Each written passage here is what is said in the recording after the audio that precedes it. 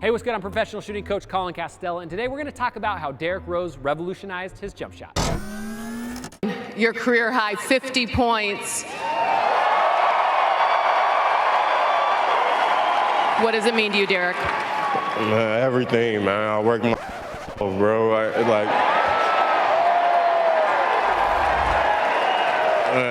I wouldn't have did this for the franchise, the organization, the fans, everybody, man. I wouldn't be able to play the way I play, man. All right, so Derrick Rose is having an absolutely phenomenal comeback season, and a lot of it has to do with his ability to knock down shots consistently from deep. He is actually shooting 46.2% from three-point land this year. That makes him the fourth best shooter in the NBA.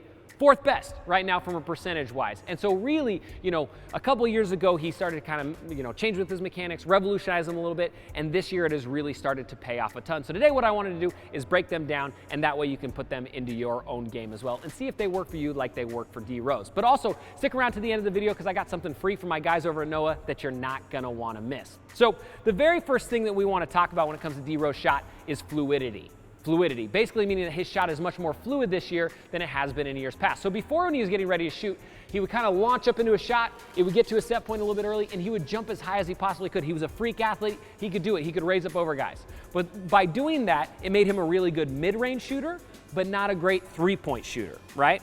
When he was a rookie and sophomore in his initial career, a lot of the knocks on him were like, yeah, he's great and he's athletic and he's an MVP and all that stuff's good, but he's not that great from the outside. And now that the game's developed, it was really, really important for him to develop it as well. So you'll notice that he was really, really good in the mid-range, but as soon as he stepped out to three, it started to get a little bit inconsistent, and a lot of it was that fluidity. So you'll notice that as he's shooting now, the ball and his hips are starting to move together simultaneously. That way he's getting a nice smooth one-motion shot at the basket. Right before, he used to jump as high as he possibly could, freeze for a little bit, and then fire it up. Kind of almost like Russell Westbrook does now, where they're jumping too high on their jump shot.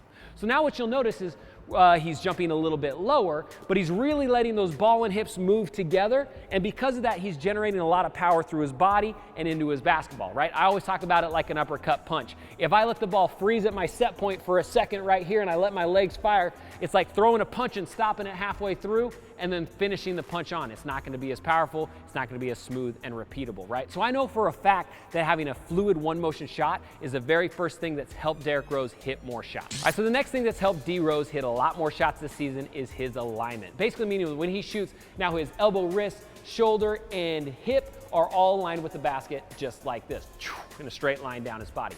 Now, if you notice back when he was younger and he would shoot, he would square his hips towards the basket and he would stagger his feet, kind of like this, right? So his hips are square towards the basket and his feet are staggered. Now, by doing that, it ended up pushing his elbow out a little bit and his alignment was off. If we watch a lot of his older clips, every time he shot, his hips would kind of rotate in midair because they were trying to get that tension out and trying to get aligned, right? So now if we watch him shoot, instead of being staggered and squared like this, now he's actually tilting his feet off to the left just a little bit, and by doing that, that allows his natural body biomechanics to fall directly underneath his arm, and so now everything when he releases is in a straight line, right? And because of that, he's missing much more consistently. So when he does miss, he's missing a lot more front to back rather than left to right. And so just that alone is going to increase your shooting percentage a ton.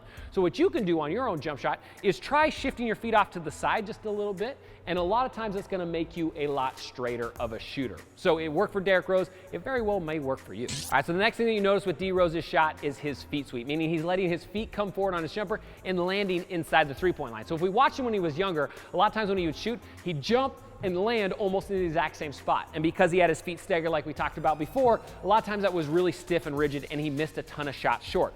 But now what he does is he's getting ready to shoot. When he's getting ready, he launches and he lands inside the three-point line, and his first step when he gets going is a relaxed step backwards. By doing that, that allows him to generate more momentum into the shot and allows him to optimize his arc just a little bit. So instead of being a little bit too flat, by letting his shoulders relax back, instead of being here on his release, he's now here.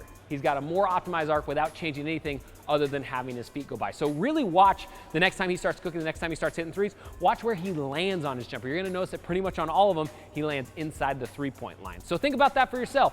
Everybody's a little bit different. Some people like a big sweep where their feet come forward a ton. Some people like a little sweep. The one key I would make sure on your jump shot is make sure that you're not getting too far off balance. So if you jump too far forward, if I land way too far forward and I'm super off balance and I have to stumble and catch myself, that means I'm going too far. You know that you probably got a pretty good one when you land, and you just go one relaxed step backwards on the landing. All right, if this video helped you out, hit that like button and then head to the comment section down below and let me know what you want to see next. And if you're new to Shot Mechanics, hit that subscribe button, hit the bell. That way you get all of our videos directly to you and you can get better every single day. Also, this video is brought to you by my guys over at Noah Basketball, the revolutionary technology that actually tracks every single shot you take and gives you a ton of data. So if you're a coach, a high school coach, or a college program, this is one of the best pieces of tools or technology you can get. So what they're going to do is they're giving you a free Noah Shooting Academy built by yours truly, where you can get free drills, free breakdowns, all that sort of good stuff to make sure we're dialing your jumper in right. So to get free access to the Noah Shooting Academy, all you got to do is click the top link in the description down below and get instant access today. Again, I'm Coach Colin Castella. Thanks for watching, and until next time, splash on.